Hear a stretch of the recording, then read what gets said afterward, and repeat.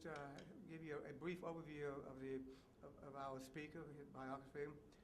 Derek Schmidt took office as the 44th Attorney General of Kansas on January 10th, 2011. Before being elected Attorney General, Schmidt served 10 years as a Kansas State Senator representing the 15th District in Southeast Kansas and served as Majority Leader for the Republican caucus his last 6 years in the Kansas Senate. He also worked in private practice with an independent law firm. Earlier in his career, Schmidt served as special counsel and legislative, I should have this memorized by the way, and legislative liaison to Governor Bill Graves, Assistant Kansas Attorney General for Consumer Protection, legislative assistant to U.S. Senator Nancy Landon Castlebaum, and legislative director and general counsel to U.S. Senator Chuck Hagel.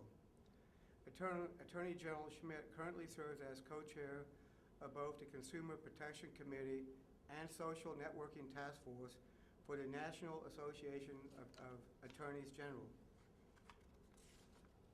Schmidt was honored with the Friend of Law Enforcement Award from the Kansas Sheriff's Association for his work to enact the Sheriff Matt Samuel's Chemical Control Act. His work to improve the business climate in Kansas was recognized with the Guardian of Small Business Award from the Kansas chapter of the National Federation of Independent Business. Ladies and gentlemen, let's give a warm Kansas welcome to our state attorney, Derek Schmidt.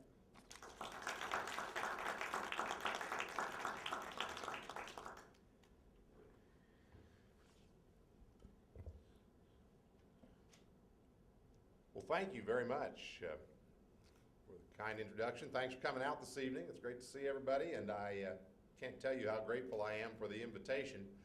I was thinking on the drive out, Independence is my home, but I came over from Topeka this evening, and so the drive wasn't quite as long, didn't have as long to think, but I was thinking on the drive over, when I was a graduate student, after KU, I went to the United Kingdom and spent a year working on my master's degree at a little university in the Midlands, the University of Leicester. I was an early 20-something student at that point, and I had a young professor of international studies. He was a late 20-something PhD. He had just finished his studies, and he was on his second teaching task. His first had been at the Royal Military Academy at Sandhurst, teaching history and some political science to British military officers, and then he had come to Leicester, and there we were. And he used to give me a hard time. He'd say, "Where are you from?" I said, "Well, from the United States, of course." No, where are you from? I'd say, "Kansas." He'd say, "Where's that?" And it was kind of a running joke between the two of us. So I finished my studies, came home, and maybe a year and a half after getting home, my telephone rang one day. This would have been the early, mid-1990s. We didn't all have email going at that point, and so telephones were still a little more common as a way to communicate. Nobody had heard of Facebook. Nobody had invented it yet. My telephone rang. I picked it up, and this British accented voice on the other end of the line said, "Derek." "Yes." "This is Win Reese," who was, of course, my former professor. I said, "Well, hello, Win. How are you?" He said, "Derek, I'm well. I'm coming to America." I said, "Well, I'm delighted, and I am coming to Kansas." I said, "Really?" Win was a specialist in Soviet military strategy from the 1950s and 60s, which unfortunately for him is a specialty of fairly limited utility these days, but back then it was still something of great study, and he was coming to the Eisenhower Library for the purpose of doing some research in the collection here and on a book he was working on. I said, "Well, Win, that is wonderful news." He said, "Derek, I've not told you the best part of it yet." I said, "Well, what's that?" He said, "I've done some research and I get to ride something called a road runner to get there." Really? "Win, would you like me to pick you up at the airport and drive you to Abilene, and then I'll pick you up a few days later?" No, Derek, I wouldn't miss the road runner. So I did not ride the road runner to get here tonight. But I was very, very pleased to know that even Win Reese, the fellow who wasn't sure about this Kansas thing, ultimately found his way to Abilene and to this facility. So thank you very much for the invitation to be part of this town hall this evening. I thought what I might do, absent any objection, is talk a little bit about the office of the Attorney General. I'm going to do my best to avoid just sort of running down the organizational chart checklist, which means that by necessity I'm going to exclude plenty of things that we do. If anybody wants to talk about something I don't mention afterwards, I'd be delighted to go there and visit about any part of the office. But you know, the vast majority of our work, like the work of any organization, and particularly any public agency, it really is the routine day-to-day work of state government and state business. We spend a lot of time defending state agencies against lawsuits, defending state employees against lawsuits, the sort of routine thing that if we do our job well, unless you happen to be involved in a case, you never hear about because it's not newsworthy, and that's our goal. We want to make sure that we are doing the routine work of the office in a solid and professional manner. I'm not going to talk about most of that this evening. I thought, however, I would talk about 4 areas that may be of a little more broad interest, weave into them some of the routine nuts and bolts of the office. They're areas I think many people think of when they think of the Office of the Attorney General and the role we play. And the idea here would be to talk a little bit about our work in public safety, to talk a little bit about our work in dealing with financial misconduct, both financial crimes and consumer protection, to talk a little bit about the role we have of defending duly enacted Kansas laws against legal challenges, which is something we do with great regularity. And then to talk a little bit about, in closing, a role that I've viewed as important for this office at this point in history, and that is, you describe it in various ways, but essentially to stand up for the authority of the state of Kansas to make decisions for ourselves, as opposed to ceding an ever-grading amount of authority to central decision makers with the federal government in Washington. So that's the idea. Touch on those 4 areas and then be delighted to visit about any of those or anything else you'd like to talk about. In terms of the public safety role, when I first submitted my job application, filed as a candidate for this office well over 2 years ago now, I quickly discovered that Kansans have a wonderful way of telling candidates what it is that's important to focus on. And I learned very rapidly that for the vast majority of Kansans, at least the ones I had contact with, the first question about the Office of the Attorney General related to our role in public safety. I think that is probably what comes to mind for most people initially when they think about the office. If you look at the great scheme of the office, where we deploy our resources, the broad range of responsibilities that we have, our public safety function is, in many ways, it's not the central thrust of the office.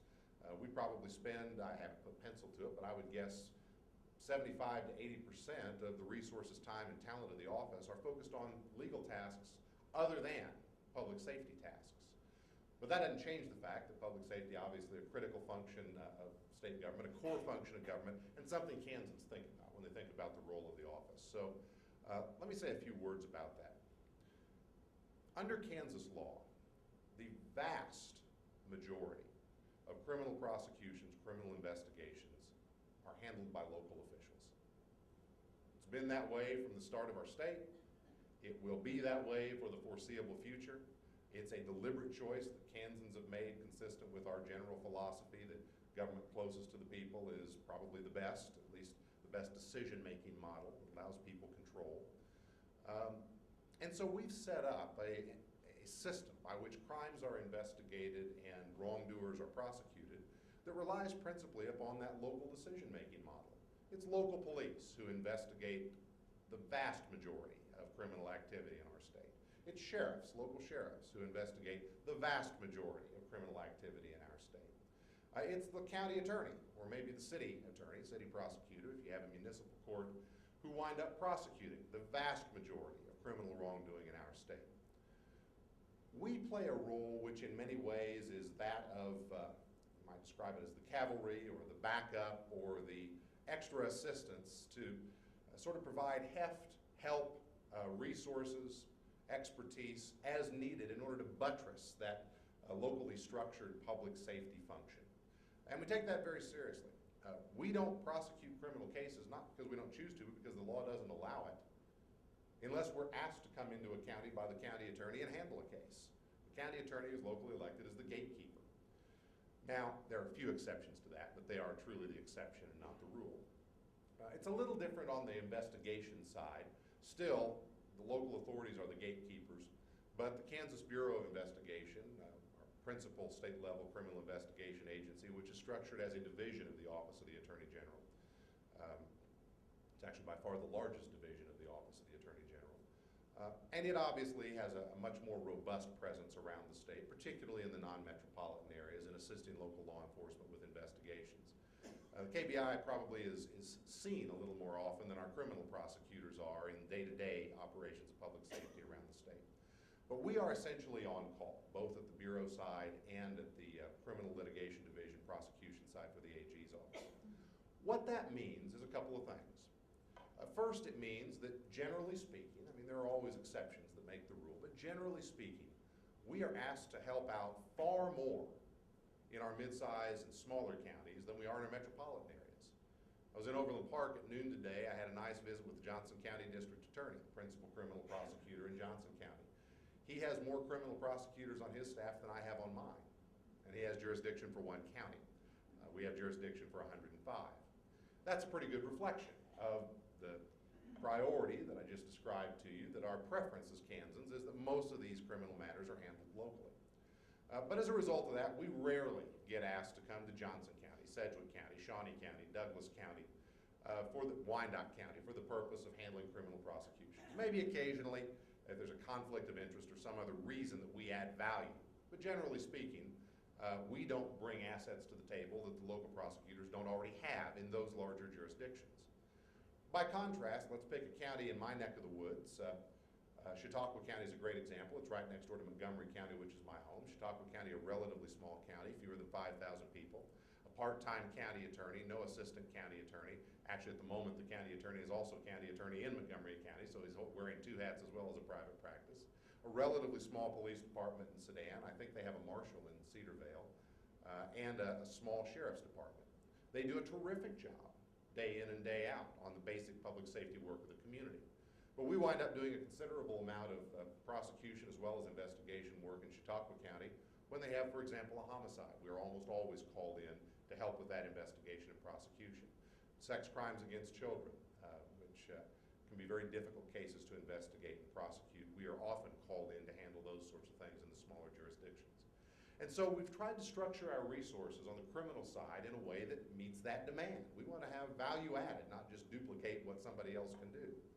For that reason, one of the things that I've tried to do in the 15 months I've had the privilege of serving now is identify what the demand is and shape our resources to meet it. We've tried to focus our areas of specialty on homicide prosecutions, crimes against children, public misconduct cases. We often get asked to handle public misconduct cases because it's awkward in a local community if you have one local official investigating another local official.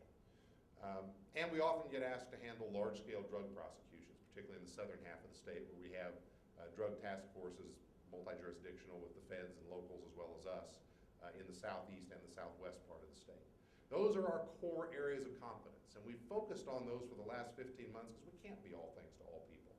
We want to make sure we are bringing value added to the public safety system, and like I say, not just duplicating what others have the ability to do and do very well.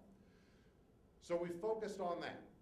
The other area I think we bring some value to the public safety conversation is through simply having the role of being a statewide elected official who has public safety as part of the responsibility. We have a coordinating function. We take that very seriously. We do a lot of work with our local law enforcement and prosecution partners, talking and training. We have the ability to make sure that the right hand and the left hand have access to the same sort of information, best practices in particular types of cases. That information is shared, and we try to serve as a clearinghouse and a convener for that. We also serve as a coordinating advocate. And this is a fairly new role. Shouldn't say it's new for the office, but it's an area we've really emphasized over the last 15 months in terms of legislative advocacy on behalf of public safety for law enforcement as well as prosecution throughout the state. As we meet here tonight, the legislature hasn't concluded its work for the year, so I can't tell you what is going to ultimately happen, but I can tell you what's in play on the public safety side, what we've been an active part of in the discussion, what I am very hopeful will be done. Everything I'm about to mention has been passed by both houses. It is in conference committee, and we're hopeful when the legislature reconvenes next week it will come out in final form and be signed into law by the governor. We have a proposal brought on behalf of many law enforcement organizations in Kansas by our office to try to beef up some of the tools in our toolbox in terms of fighting crimes against children. If the legislature approves the budget that was recommended by the governor and that's in conference committee now, we will, for the first time in the history of the state of Kansas, have a dedicated unit at the Kansas Bureau of Investigation that does nothing but investigate crimes against kids, mostly sex crimes against kids. We have very good capacity in the Wichita area on that. We have very good capacity in the Kansas City area on that. We have other very good people throughout the state who do that sort of work, but as I mentioned earlier, it is a specialized area of investigation. And we want to make sure that, you know, if a kid becomes a victim of one of these crimes in, let's say, Johnson City out on the Oklahoma border, that they have every reason to expect that their state's going to provide the same type of investigative resources and expertise as a kid who suffers a similar crime in Wichita or Kansas City. So we think we fill a niche there and bring value to the system, and I'm very optimistic the legislature is going to agree to provide us with that capacity. We also have some recommendations in the same spirit to extend the statute of limitations for that category of crimes against children, making it more difficult for perpetrators to essentially win absolution by running out the clock before a child chooses to disclose. Our proposal would, as a practical matter, extend to age 23. If a child victim is victimized somewhere in their young life, they'd have essentially, with a few exceptions, until they reach the age of 23 to disclose and still have the evidence, assuming it's solid evidence presentable in court. We also offered the legislature some proposals this year with respect to domestic violence, and there are two measures pending, one of which has actually become law already. The governor signed it.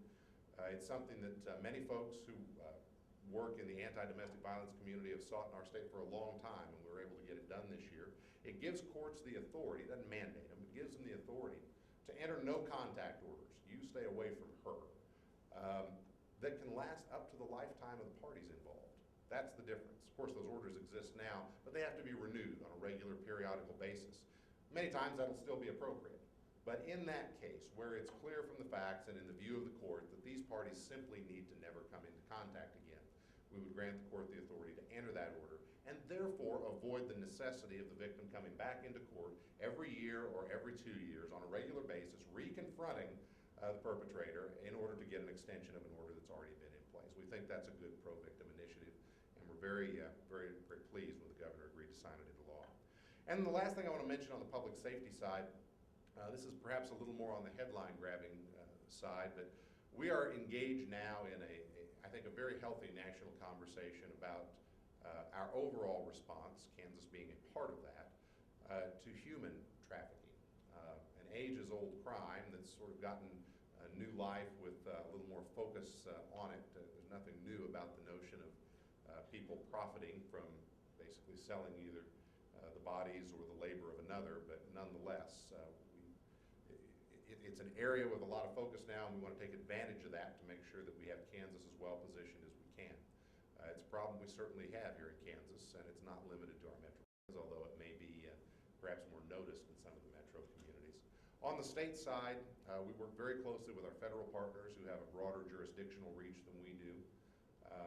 But we also have some very good laws on the books. We have a proposal in front of the legislature this year that would, for the first time, give us the ability to provide some specialized victim intervention services for particularly young women, usually teenagers, who become trafficking victims. They often present some very challenging problems to break the cycle of abuse. For example, it's not uncommon that we have real challenges in holding on to a young trafficking victim long enough to provide intervention services to break the cycle. And so we've offered up some suggestions on that. I think, again, it's good value added to the overall system in dealing with trafficking, and we'll see what the legislature does with it when we get back. So a lot of stuff happening on the public safety side. Again, it's a core function of what we do. It is not the bulk of what we do. Let me shift over now to our financial misconduct side. We actually, in terms of resources, we probably spend almost as much on financial misconduct issues as we do on any other single category within the office. Three particular areas that we really have, I think, some sort of an angle of specialty, if you will, where, again, to use the phrase, my apologies if I overuse it, but I really believe in it, I think we add value to the overall system of trying to make sure that the laws are well enforced throughout the state of Kansas. We operate a very robust consumer protection division at the Attorney General's office. Kansas, since the 1970s, has had a Consumer Protection Act on the books. The legislature made the decision when it created that law in the 1970s that the Attorney General and every county or district attorney in the state would have concurrent jurisdiction. I have exactly the same legal authority that the Dickinson County Attorney has to bring a consumer protection civil action against a door-to-door salesman who breaks the law here in Abilene, or a telemarketer who breaks the law here in Abilene, or an auto dealer who sells a lemon here in Abilene, or whatever it may be. We have exactly the same legal authority. But the practical application to that authority since the mid-70s has been very different from what we saw on the criminal side. On the criminal side, as I mentioned, we don't come to a county, generally speaking, unless we are asked to by the local authorities. By contrast, on the consumer protection side, unless you reside in Johnson County or Sedgwick County, or maybe Douglas County, if you have a consumer protection complaint, you are probably going to be dealing with our office. Because even though every county in the state has the same authority that we do, only those 3 counties have chosen to invest the resources and have had the ability to invest the resources to have their own standalone consumer protection function. If you have a consumer protection problem, it's not criminal, and you contact the local authorities, odds are good they're going to refer you to us. And before I leave today, I'm going to leave everybody with a refrigerator magnet with our consumer contact on it, because we are a one-stop shop with respect to consumer protection issues. We can intake a complaint. We have investigators we can assign to work it. If it supports litigation, we have the attorneys who will prosecute it, and we have some collection capacity on the back end to try to get folks' money back for them. We see the whole gamut, as you might imagine. We handle somewhere between 6,000 and 7,000 consumer complaints a year. We recover a fairly healthy amount of money for Kansas consumers. I've tried to make sure that we're measuring our success not only by the amount of money that we recover, however, but also by the number of Kansans we're actually helping. If they complain to us and they've been ripped off, we want to make sure that to the extent that we can muster the resources to do it, we're taking seriously their request for help, whether they lost $50 or $5,000. Because at the end of the day, as I mentioned, we are in many ways the one line of defense on the consumer protection side. So that's a very robust area for us on the financial misconduct side. We also maintain the only Medicaid fraud recovery operation in the state of Kansas. That is by law. We have exclusive jurisdiction under both federal and state law to operate the Medicaid Fraud Control Unit for the state. It's a separate division in our office. As you all know, Medicaid is one of the largest components of the Kansas state budget. It is the fastest growing component of the Kansas state budget. It involves a huge amount of public money, both federal and state. And whenever you have large amounts of money, and particularly rapidly growing amounts of money, it's like sending up an engraved invitation for con artists and folks who want to engage in fraud and get more than they are legally entitled to. We operate the unit for the state that investigates complaints about Medicaid fraud and prosecutes folks who we can prove have done wrong. And we do it both civilly and criminally, depending on the particular case. As we stand here today, we're engaged in very large-scale civil litigation against some of the largest drug companies in the United States. We've accused several of them of manipulating something called the average wholesale price of their drugs in a way that resulted in the state of Kansas paying more to them in reimbursement for drugs purchased from Medicaid recipients in Kansas than the companies were entitled to. And we've already recovered tens of millions of dollars on behalf of the Kansas public treasury in that litigation. I anticipate we're going to recover quite a lot more. At the same time, we are criminally prosecuting a whole range of folks who have engaged in what you might call small-scale Medicaid fraud. I don't mean that to downplay its importance, but it's an area that's been very important to me in the 15 months that I've served. Because of resources, limited resources, I was concerned at the time we came into office that perhaps we weren't focusing on wrongdoing in the Medicaid program, candidly, when we didn't think there was a lot of money to be recovered. My own view is that we have to focus on that, whether we can get back large recoveries for the taxpayers or whether we can merely punish the wrongdoing because you want to deter future misconduct. And so we have prosecuted criminally since I've been here, a variety of folks around the state. Typically, it's pretty straight up fraud. People providing, for example, in one case, billing the state and getting paid to provide home health care services for a person who was in the hospital at the time. Clearly, they weren't getting home health services at that time. or who were otherwise in an institution at the time. Clearly, they weren't getting the services at the time.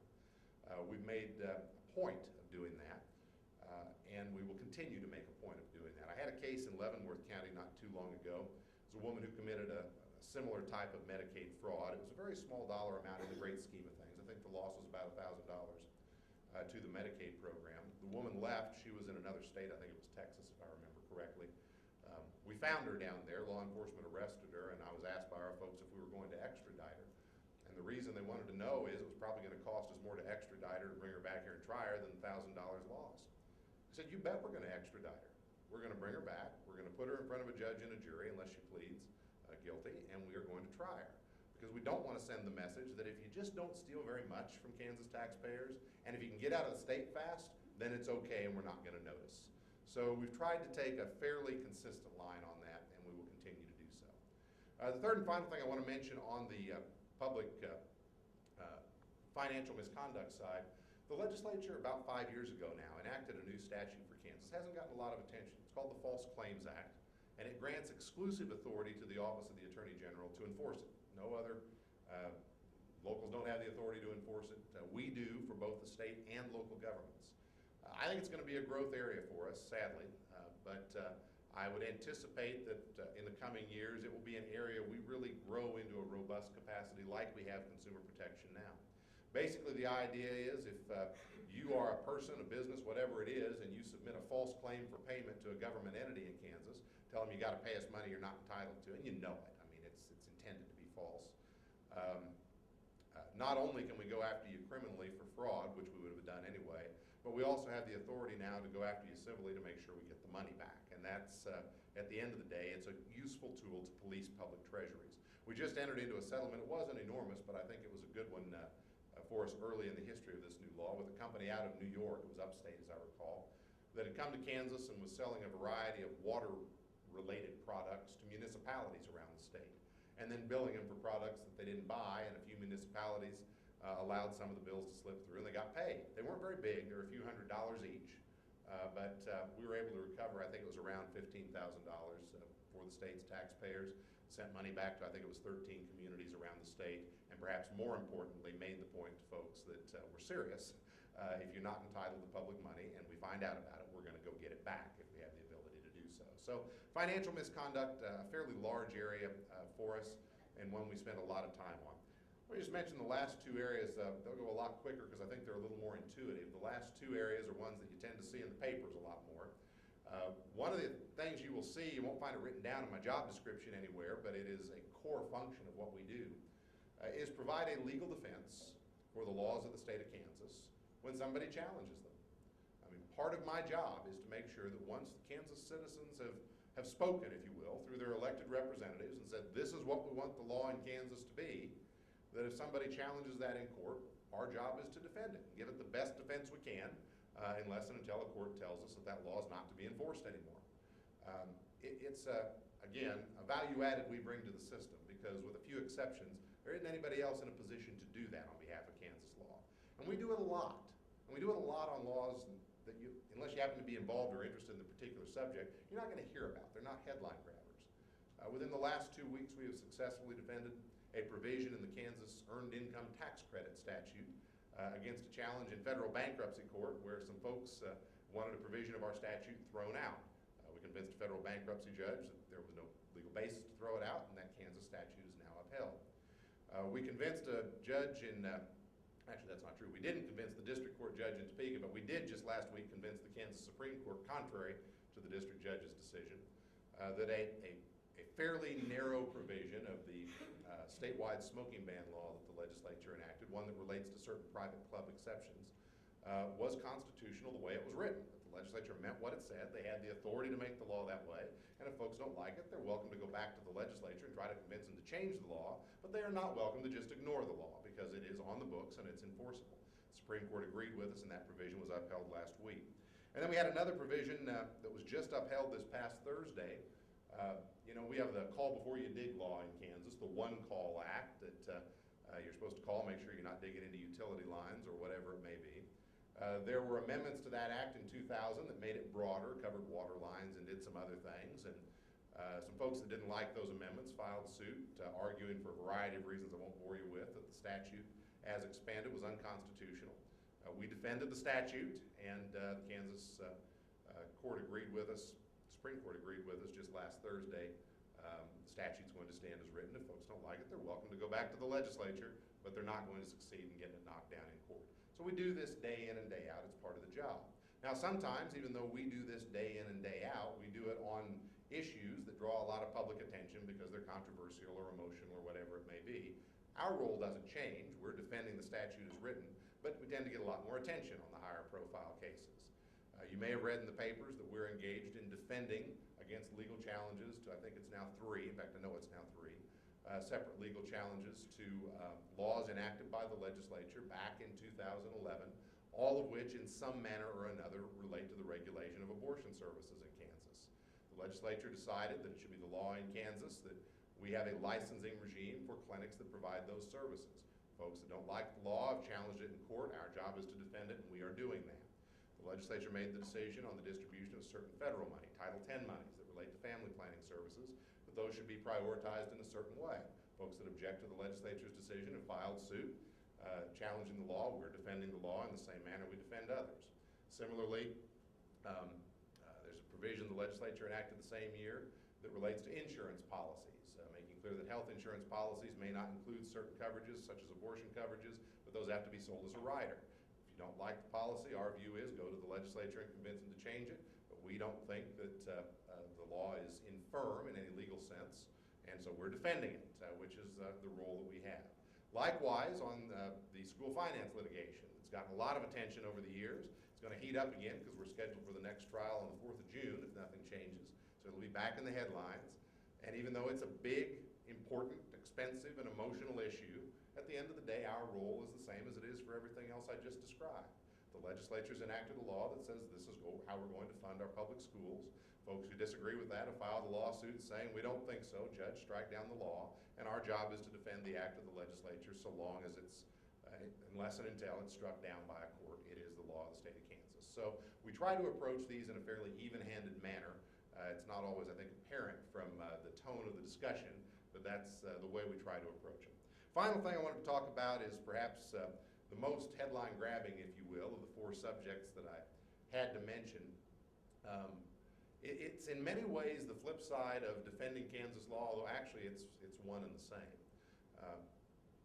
I view part of my job as I say, defending the authority of Kansans to govern Kansas. That includes defending the laws that our legislature enacts when they're challenged. It also includes objecting to federal laws that encroach upon the authority of the state to govern itself in areas we've traditionally been able to govern ourselves. Or to put it another way, when we think there is federal overreach in a legal sense, not just a political sense, but in a legal sense, when the federal government has done something that harms Kansas and we believe exceeds its legal authority, we look for those opportunities and try to push back in a legal way. We have a number of those going on. Last year I filed a lawsuit against US EPA challenging something called the cross-state air pollution rule. It's one of a basket of fairly technical new regulations out of EPA, not out of the Congress, but out of EPA, aimed at further regulating electric generating utilities. Yesterday, we filed a second lawsuit against EPA related to a second basket of regulations, the utility MACT rule, the Maximum Achievable Control Technology rule. Those are both lawsuits filed in federal court in Washington, D.C. They are both administrative law challenges under federal law, and if you think that they are exciting, then oh my gosh, we need to get you a life. They are technical, arcane, and dry, but here's the big picture of why we're engaged. Even though these are rifle shot challenges based on specific provisions of federal administrative law, and did the feds follow the process before they promulgated these rules, here's the big picture. The big picture is that at this moment, we have an administration in Washington, don't take my word for it, they've said it publicly, who set out to make certain types of electricity generation more expensive. It was a policy choice for them because they wanted to alter the market and move people into buying different types of energy. I mean, they said it. I'm not telling you anything you couldn't go back and find on the web from early in the president's administration. They tried to do that in the ordinary manner, which was convince the United States Congress to enact law that would do that. You recall the big furor over the cap and trade bill about 2+ years ago. Well, that's what it was, an effort to affect this driving up of the cost of certain types of energy in order to shift consumer behavior into other types of energy. The people's representatives in the United States Senate said no. The Senate rejected cap and trade. They said, no, we're not going to do it. The administration, not being satisfied with that answer, at least in my view, has said, all right, we can't get this through the Congress, we'll use other tools available to us to try to accomplish the same thing. And that's what's happening with this trickle of EPA-generated air quality regulations. They are an effort to accomplish the policy objective of making certain types of energy more expensive and therefore changing behavior through the regulatory process that couldn't be done through the electoral process. Our view is pretty simple. It's a policy choice weighing different values, cost, environmental protection, many other things. It ought to be made by the people's representatives and not by sort of a stretching of the regulatory process. And that's why we're engaged in pushing back on it. Similarly, you may have read that Governor Brownback last week allowed two bills, state bills, to become law without his signature. They're fairly arcane measures. One relates to appraisal management companies, and the other relates, it's a banking bill. I'm actually not certain as we stand here today its particulars. But the governor's objection, even though he let them become law, was this. He said, you know, the only reason, in his view, that the Kansas legislature enacted these two bills was that the federal government enacted federal law called Dodd-Frank, the Financial Regulatory Act, after the financial meltdown. Has a whole lot of moving parts to it. Some of those parts purport to order states to enact certain state regulatory schemes. The governor's point was, I don't think they have the authority to do that. I mean, they can tell us if you want our federal money, you have to do certain things for it. That's a well-established practice. But just by fiat for the federal government to say, states, we want to commandeer you into doing our regulatory work for us, the governor's view is that is at a minimum constitutionally suspect. And he's asked us publicly if we would take a look at whether we think there's the basis for a legal challenge. We're going to take a look at it, take a good hard look. If we think we have a good legal case, I suspect you'll see us proceeding with that. If we don't think we have a good hard case, we'll give our best advice to the governor that this is a political issue and you better talk to our congressional delegation about dealing with it on that side. So that'll be in the news coming up. Finally, let me say, the granddaddy of them all in terms of federal overreach, and I want to end with this because once I get started on this, I never want to talk about anything else, is the federal health care litigation. I used to really struggle with what to call the federal health care law because you had this sort of taste great, less filling argument among some opponents where people who liked the law insisted you call it the Affordable Care Act, and people who didn't like the law insisted you call it Obamacare, and I was always trying to split the baby. At one point I started calling it the Affordable Obamacare Act, and that just offended both sides. I'm now not nearly as concerned about it because the president himself has started calling it Obamacare, so I don't think that's a pejorative term. It's sort of an accepted term. So whatever you want to call it, you all are well aware of the dynamics on that. Let me just say a word about the legal dynamics on it, because they're not always the same as some of the political back and forth that underlies the very difficult policy debate on healthcare delivery and financing in our system. We've got a tough problem in the United States with healthcare delivery, affordability, financing. That was true long before this law was enacted, and it will be true long after the U.S. Supreme Court tells us whether this law is constitutional or not, regardless of whether the law is struck down or upheld. That debate is not going away. That's a debate for policymakers. That is not a role I fill at this point in my public service. The problem and the reason that we're engaged in this right now is that I've used this metaphor before, and I don't mean it in any way to be insulting to the Congress or anybody else, but I think it makes the point. You know, when my kids draw a picture, sometimes they take a crayon and they draw a picture of a dog, and sometimes they draw a picture of a horse, and sometimes they draw a picture of, you know, a beautiful outdoor scene or a house. But whatever picture they draw, if it's in a coloring book, they try to draw within the lines. The pictures all look different. They're different colors, they're different subject matter, but the kids always value this notion that, hey, Daddy, look, I colored within the lines. In many ways, the reason we are engaged on the legal side in this healthcare litigation now is that Congress did not color within the lines when it was making its decision on what picture to draw in terms of the healthcare debate and what colors to paint different parts of the picture. They could have made all sorts of choices on the policy side, and we would have left it to the political branches to argue about whether it was wise or not. But that's not what they did. Instead, they made the decision, for whatever reason, and I think I know why, that rather than using their tried and true authorities that were granted to the U.S. Congress by the people of the United States through the Constitution in the enumerated powers, rather than doing that, they decided to make up a brand new power that has never before been claimed by the federal government in 220 years of constitutional jurisprudence. Or to put it another way, if the Congress had decided that we want to provide universal coverage to everybody and we want the body politic to pay for that, to cover all of the folks who are uninsured, they could have levied a tax under the taxing power given to them in the Constitution. They could have collected that money. They could have spent it to pay for health care services for people who aren't otherwise paying for those services. And although there would have been, I think, a significant political debate about whether or not that was a good idea, you wouldn't have seen the legal challenge that you've seen now. Because I don't think there's any dispute among any of us that Congress has a very robust taxing power. Goodness knows they figured out how to use it. And they have a very robust spending power. They figured out how to use that too. The problem is Congress didn't choose to do that.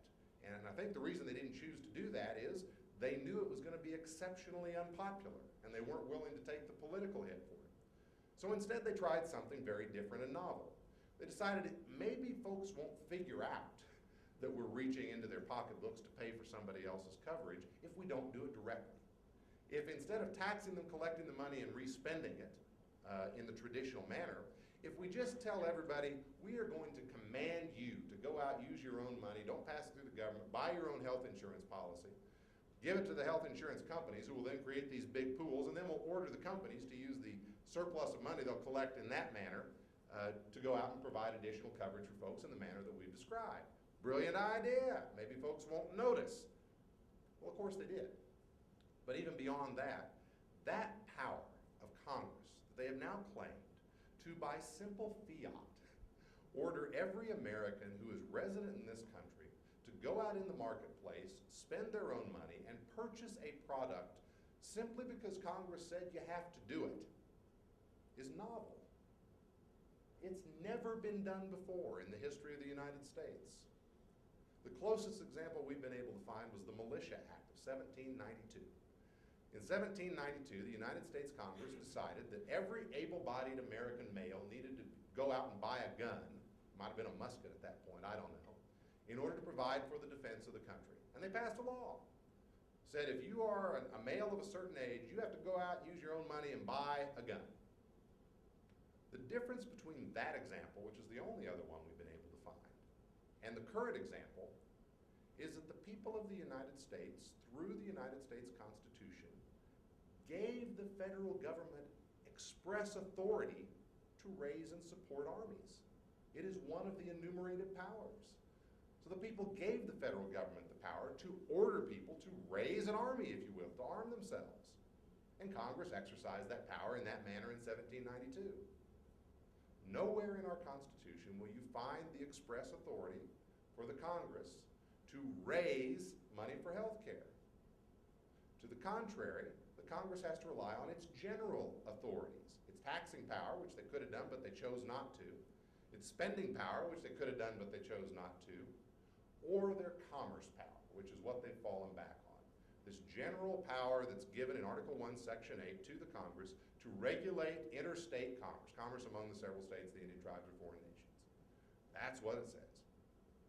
And the argument is, because health care is such a large part of our economy, it must be a big impact on interstate commerce, and therefore we can regulate it. That's what the court's deciding. We have a different point of view on what Congress has done here. Our view is that this is far from a regulation of commerce. It's actually a command to people to enter into commerce. Big difference. It's a command to go out and engage in commerce in order to go buy a health insurance policy. And by the way, if the Congress has this power, then what power don't they have? The examples that were used during the court proceeding I thought were really very good. We've used the example over the years. Imagine if during the automobile manufacturing crisis a few years ago, Congress decided they were going to bail out the automakers. Imagine if they had this attractive power instead of, putting federal money out there as a loan for GM or whoever it might be. Well, they could have just passed a bill saying every person in the United States who, let's say, has an income over $100,000, so you're able to afford it, we're going to order you to go buy a car. Because the automakers are a big part of our interstate commerce. I mean, we sell cars all over the country. They're a huge part of the economy of at least a portion of this country. They affect every state. There are parts manufacturers in every state. We have the power to regulate interstate commerce. Go buy a car.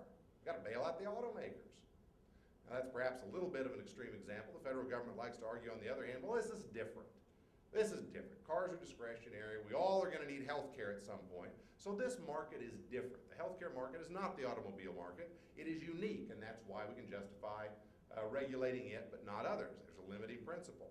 Great argument during oral arguments in the court on this. It was Justice Alito who brought up the point, all right, let's accept for a moment the federal government's argument that because everybody has to have health care services at some point, this market is different, therefore this power applies. We're all going to die. We are all going to die. And if you die and you haven't made arrangements financially for your burial, the cost of your burial is shifted, either onto somebody else who pays for it, or onto the public if you die destitute and are buried at public expense. So you have exactly the same type of market as you do in healthcare. We're all going to participate in it at some point. You have the same cost shifting problem that you have with healthcare. If you don't provide for yourself, somebody else is going to wind up paying for it. So if Congress can order us to go out and buy health insurance, can they order us to go out and buy burial insurance? It's exactly the same. Justice Scalia chimed in with the broccoli argument, which I thought was rather intriguing. His point was, we're not only going to get sick at some point and need health care, we're not only going to die at some point and need to be buried, we're going to eat. We're probably going to do it every day. And if I eat the wrong things and don't take care of myself, it's going to make me sick. And if it makes me sick and drives up my health care costs, somebody's going to have to pay for that. And so we all have a collective interest in making sure we all eat the right things because there's a cost shifting, and it's part of this unique market that we're all part of. So if the government can order us by law to go out and buy a health insurance policy, why couldn't it order us to go out and eat broccoli? Or at least buy the broccoli if it stops short of ordering us to eat it, because it's a healthy food. Now those are obviously somewhat absurd examples, and yet they make the point. And the point is very simple. This case is really not about health care. It's about federal power and whether or not there are any remaining legally enforceable limits on the size, scope, and ultimately cost of the federal government. We think that the stakes are that high, and that's why you've seen 26 states join together in suing the federal government over this. The first time in the history of the American Republic that a majority of the states have joined together in a lawsuit objecting to an exercise of federal power. We're trying to draw a line, not trying to roll back the clock. We're just trying to say let's not go forward anymore. We've got plenty of power under the authorities we've already accepted for the federal government. We don't need to carve out a new one. So we'll see what the court ultimately does with it. We expect a decision by the end of June. I think it's anybody's guess. I know what I think the right answer is, but at the end of the day, it's up to 5 justices to tell us what the law is, and we're all watching very carefully. Thank you for the chance to join you tonight. I'd be delighted to visit about whatever you actually like to visit about, but I love the job that you all have entrusted me to do, and I appreciate the chance to do it, and we will do our best every day for you as long as we have the chance to serve. Thank you very much.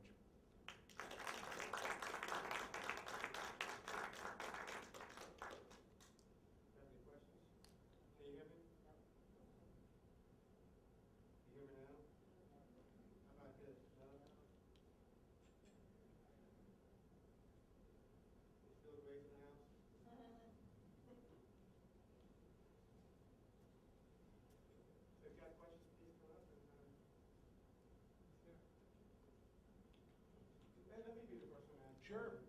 Let's say that the Supreme Court upholds the law, right? Do the states have any recourse afterwards, or is that it? Well, there are 4 questions before the court. They took 4 separate issues on appeal. And your question, let's presuppose that all 4 of them go against the states and in favor of the federal exercise of power. If that happens, then I think you're going to see several things. One, I think you're going to see these issues crystallized for the fall elections. And in many ways, I think the November election will then become a referendum on whether or not a majority of the voting public really believes that this newly claimed and recognized federal power is appropriate. If the Constitution and the courts don't restrain this exercise, then only the voters remain to do so. And so I think you'll see the election become a referendum on that. So to your point, sort of what's next, I think it depends on how those elections go. That's point number one. Point number two, if this lawsuit fails from the vantage point of the states, as you might imagine, there are already a variety of folks who have different ideas on what they believe to be legal defects in the statute. I'm not one who thinks that you just keep litigating till you win. I don't think that's a very responsible strategy. But I certainly would be open to any credible suggestion on, as the statute is implemented, if there are errors in its implementation that we think are legally objectionable, participating in an effort to push back on that, much like we have on some of the EPA regulations. We're not at this point challenging the underlying statute, the Clean Air Act for EPA. We're challenging how EPA is implementing the statute. And similarly, I would suspect if this underlying statute is upheld, you will still see for a number of years additional rifle shot challenges to how the various federal agencies try to implement it. So I don't think we are done with the legal conversation after this, but I do think that once the court makes its decision, the weight of discussion is going to shift away from the legal arena and back to the political debate and the policy debate about where do we go from here, both on health care and on federal powers. It's my best prediction.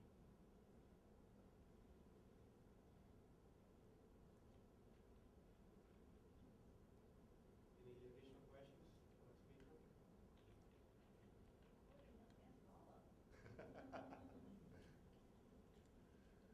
We were awfully nice to let me drop by and to come out this evening. I appreciate it very much. I went out for the oral arguments on the healthcare litigation. I was in the court for 2 of the 4 argument periods, and I have to say, I don't want to say it sounds corny, but it sounds perhaps a bit trite, but it's certainly true. It is awe-inspiring to watch the system work, and I came away from the arguments hopeful that my point of view is going to prevail, but with a reaffirmed respect for the judicial branch, the seriousness with which the court clearly took this case, and in the undesirable event that things don't go my way, I'm not going to have any bad feelings about it. We'll try to figure out what we do next, but I will certainly have a lot of respect for the institution that made the decision. Just to kind of close and put this in context, the Supreme Court allowed a total of 6 hours of oral argument on the 4 questions involved in the healthcare litigation. It was actually interesting, that turned out not to be enough. They got to the end of the 6 hours, and State's counsel, a fellow named Paul Clement, was arguing, and it's customary in the court when the red light goes on, you finish your sentence and sit down. You're done. Paul tried to do that. The Chief Justice called him back up and said, "We're not done with you yet." And they went on for almost another 25 minutes of questioning. So it was nearly 6.5 hours of questioning and argument, which is extraordinary. To put that in context, the ordinary Supreme Court case today gets 1 hour of oral argument equally divided between the 2 sides. That's the standard that almost every case gets. We went back and looked for the last time that the court granted 6 or more hours of argument on any one case. And the last time it happened was Miranda versus Arizona. You have the right to remain silent. Anything you say can and will be used against you in a court of law. We then went back and looked. As I mentioned, the standard now is 1 hour of argument. The court allowed 6, so it allowed 6 times as much as the norm in terms of argument for this case. It used to be that the standard was 2 hours before, I think it was about 1970. So we went back and looked and said, well, when was the last time that the court allowed 6 times or more its normal argument time for a case? The last time that happened, and the only other time we could find, with the exception of a handful of original jurisdiction cases, states suing each other where the court actually is a trial court. Set those aside, they're different. The last time we could find the court allowed more than 6 times its normal argument time was Brown versus the Board of Education. Separate is inherently unequal. So I mention that only to say the court clearly understood going in when its scheduled the arguments, structured them, and allowed the time. They understood the weight of the issues that they're wrestling with. Now, that doesn't tell us how they're going to decide them, but I think it does tell them that they grasped what this moment in history is, what their role is in deciding it, and that's part of the reason I feel so good about where we're headed, even if things should not go my way. I have one quick question. I wanted to thank you and your predecessor.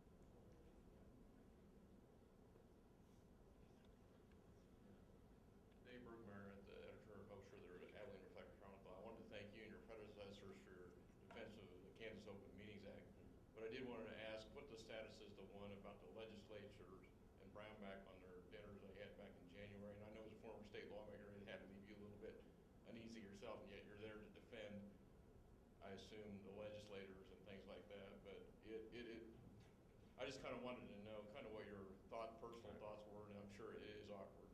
I'll leave it to you. And I wanted to thank you also for defending the Open Meetings Act. It's very important. Thanks, Dave. Yeah, one of the statutory obligations we have is to enforce the Open Meetings and Open Records Acts, the public access statutes in Kansas. We have concurrent jurisdiction with every county and district attorney on that. The case that you've asked about is the one that's gotten a lot of public attention. It arose out of the governor invited a number of legislators over to Cedar Crest, the governor's mansion. There's some factual dispute about what they talked about, but generally they had some conversations that were probably related to public business according to the press reports. And you've had folks who have objected to that and filed a complaint saying it was a violation of the Open Meetings Act because there was no public notice. That's kind of the peanut of the dispute. The way we've structured this, the district attorney in Shawnee County is handling the investigation. I think that's appropriate because we have concurrent jurisdiction. He has the ability, I have the ability. We have in our office the additional responsibility to defend state agencies and actors. And so we've kind of divvied up the workload. District attorney's doing the investigation. We're providing legal counsel to individual legislators who have asked for it, and to the institution of the legislature, House and Senate, which is sort of a separate issue. The status of the investigation is that it is ongoing. District attorney is continuing to conduct it. I'm anticipating when he completes his investigation, we'll have a chance to visit with him about his intended findings. And I'm sure at that point it'll become public, and we'll see where it goes. One of the things that makes this specific dynamic a little different from most, and it's sort of an arcane point of law, but it's an important point of law, and I'm not sure how it's going to ultimately be woven into this case. But we all value open government. We value the ability to have an open discussion on questions of public importance, and that's the value that's being defended by the Open Meetings Act. But a different way in which that same value is defended is the speech and debate clause of the Kansas Constitution. When our framers established our Constitution, they borrowed this concept from the federal Constitution, which says that no member of the legislature shall be held to answer in any other place for any speech or debate in either house. That's the language, we're very close to it. And that's been interpreted broadly by courts over the years to basically function as a shield for legislators so they can debate freely. So if you send your state senator from Dickinson County to Topeka, you can have every confidence that he's going to be able to engage in whatever policy debates with other legislators he wants to engage in to represent your interests from Dickinson County, and not be subject to legal process or other things questioning why he's saying what he's saying to whom he's saying it. Because at the end of the day, that's a right that is not his, it's the voters who chose him and expect him to advocate on your behalf. So in many ways, there are two different values of free expression and free debate that are in conflict here. On the one hand, you have the speech and debate expectation that legislators, particularly in committee meetings, which is a core area of public discussion, can talk without being second-guessed by the executive branch or anybody else about what they were talking about, who they were talking to, or why. On the other hand, you have the statutory expectation that meetings are open. And at some point, those two values may conflict, and I'm hopeful they can be worked out amicably, because I don't think it's in anybody's interest to have to fight over them, but we'll see how it plays out.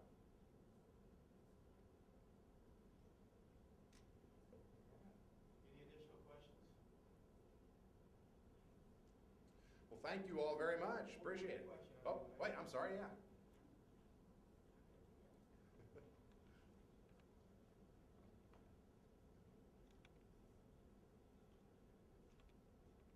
I'm Gary Bergmeyer, and I've Justice Kagan, who helped write part of this program, and why she's still part of the deciding factor on it when there might be a real serious conflict of interest. Questions about the healthcare law litigation. Justice Kagan, of course, the newest member of the United States Supreme Court appointed by President Obama. Prior to that, among the various, just an incredible resume, and among the various roles that she had, she was in the Solicitor General's office and had some involvement early on with formulating what would become the legal defense of the Affordable Care Act, at least according to documents that have been circulated publicly. So there have been some who have called for her to recuse herself and not participate in her decision as the judge, since she apparently was involved early on as a partisan, if you will, as a pre-litigant. You'll forgive me if I stop short of expressing a view on the merits of that, since I am a party in the lawsuit in front of that justice, among others, and I think we'll leave that to the process. But I will say this: at the end of the day, in some ways, it's not conceptually dissimilar from this particular open meetings dispute. At the end of the day, if you follow the trail back of authority, there has to be somebody that ultimately you just trust to make the right decision. The legislature that enacted the law, for example, or in this case, who's going to police the Supreme Court on questions of recusal? Who polices the court on whether a justice can hear a case or not? So the practice of the court has always been, and is in this case, that each justice who is sworn an oath to uphold the Constitution is obligated to determine for himself or herself whether or not they can meet that obligation in an individual case. In this case, Justice Kagan made the decision that she could and declined to recuse herself. The Chief Justice has said publicly that he's certainly not going to question her decision. It is, at the end of the day, her choice to make, and I think we're all going to have to respect that. Any additional questions? Well, thank you so much for coming out. Thanks so much. Appreciate it. Enjoyed it.